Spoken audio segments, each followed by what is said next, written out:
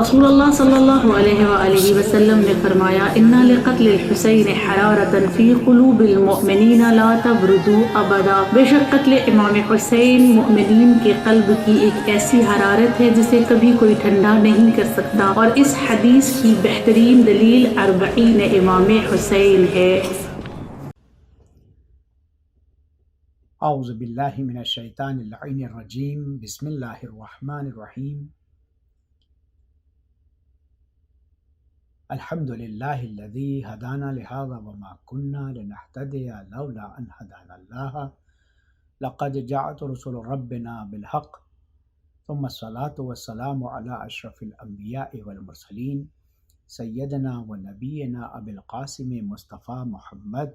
وعلی اہل بیتہ الطیبین الطاہرین، اما بعد،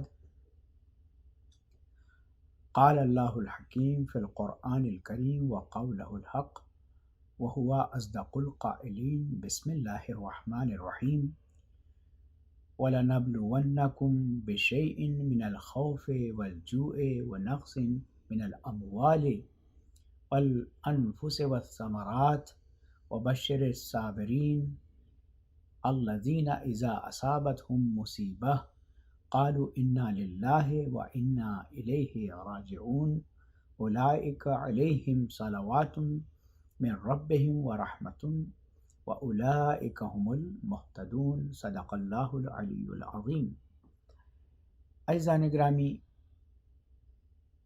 ہمارا موضوع سخن اسلام میں شہری کے حقوق،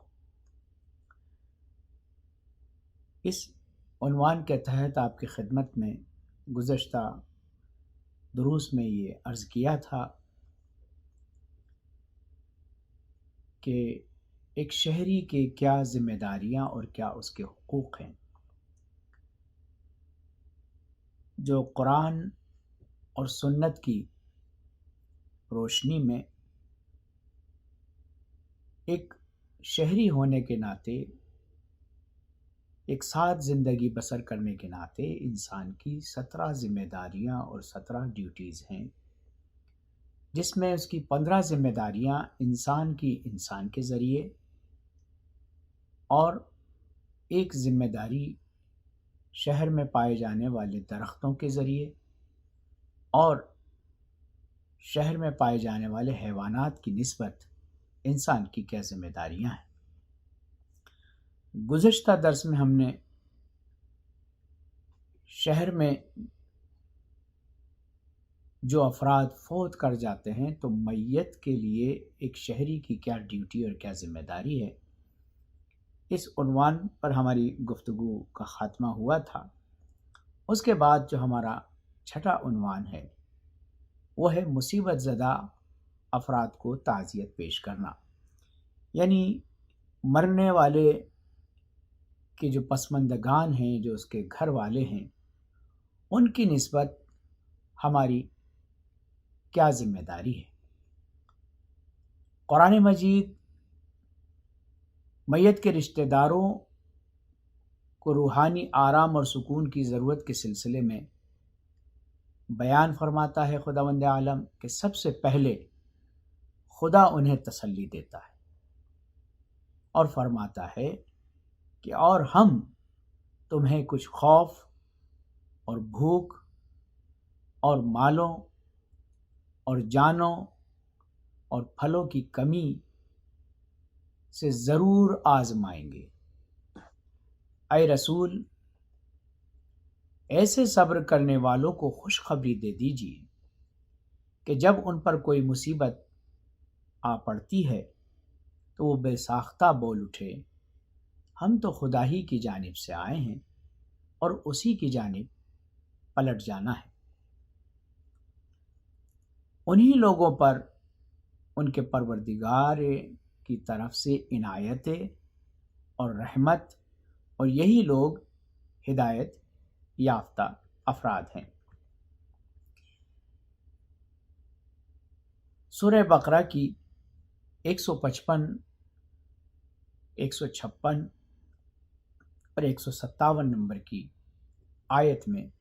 اس موضوع کو بیان کیا گیا ہے۔ انسان کا یہ عمل جو پسماندگان کے ساتھ ہمدردی، تسلی دینا اور ان کے غم پر غمگین ہونا، یہ تعزیت کہلاتی ہے کہ تعزیت کے ذریعے تو امام صادق علیہ الصلوۃ والسلام تعزیت کے سلسلے میں بیان فرماتے ہیں کہ میت کو دفن کرنے کے بعد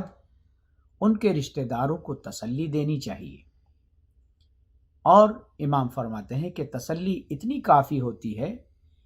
کہ مصیبت زدہ شخص اس کو مراسم میں دیکھ لے، یعنی آپ جب ان کے یہاں پر مجلس ہو یا تعزیتی نشست ہو،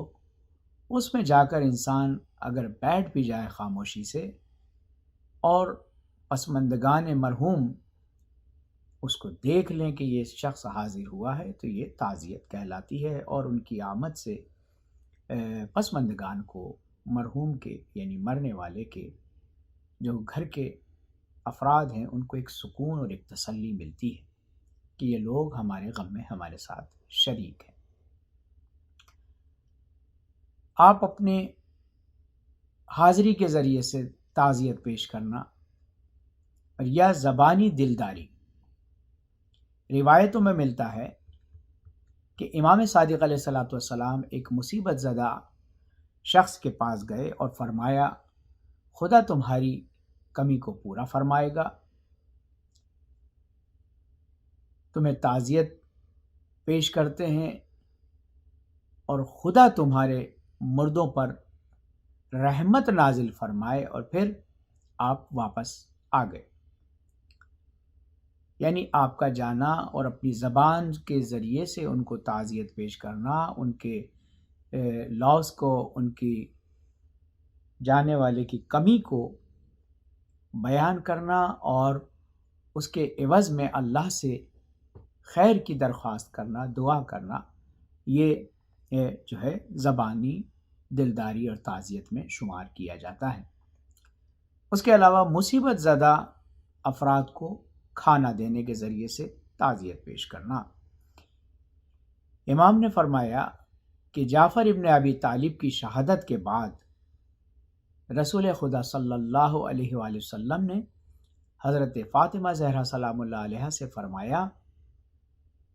کہ آپ اسما بنت امیس اور دوسری عورتوں کے ساتھ جاؤ اور انہیں 3 دن تک انہیں کھانا کھلاؤ، یعنی انہیں کھانا کھلاؤ۔ تو پتہ چلا کہ سنت رسول میں یہ بھی تھا کہ آپ تعزیت والے کو صرف 1 دن نہیں بلکہ 3 دن تک کھانا کھانے کے ذریعے سے ان کی مدد کو کرنا، اور اس کو اس طریقے کی تعزیت کو یعنی اپنے حضور قلب، اپنے زبان کے ذریعے نہیں صرف بلکہ اپنے عمل کے ذریعے سے ان کو تعزیت پیش کرنا، چونکہ جس گھر میں موت ہوتی ہے تو ان کو کھانا اچھا نہیں لگتا، لیکن جب کوئی دوسرا لے کے جاتا ہے تو بہرحال اس ضروریات زندگی کو امام جعفر صادق علیہ الصلوۃ والسلام فرماتے ہیں کہ سزاوار ہے کہ جب ہمسائے کوئی مصیبت میں پڑ جائیں تو 3 دن تک انہیں کھانا دیا جائے،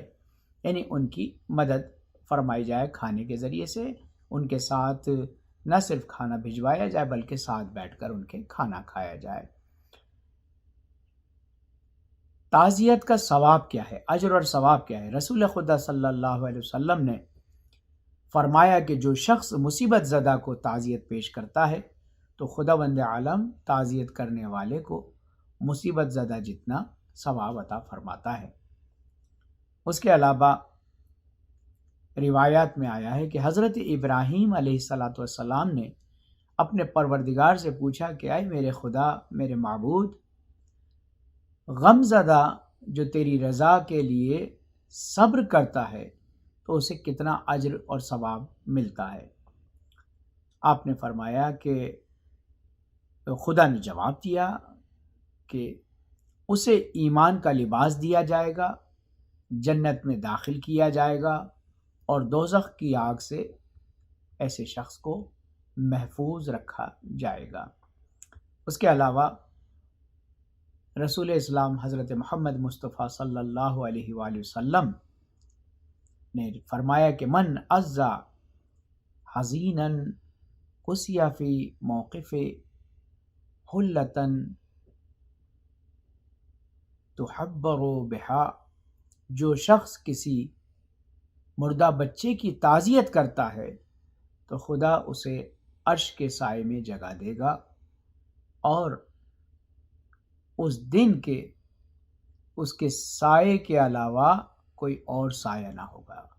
اس وقت انسان کو سایہ ملے گا، نصیب ہوگا کہ جب کوئی کسی کو اس کے لیے کوئی سایہ نہیں ہوگا روز قیامت۔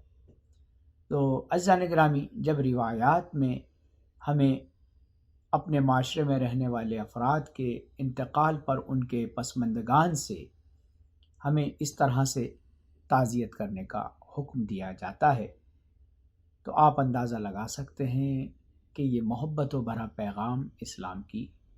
زندہ مذہب اور انسان شناس دین ہونے کی نشاندہی کرتا ہے۔ خداوند منان ہم سب کی طاعت اور عبادت کو قبول فرمائے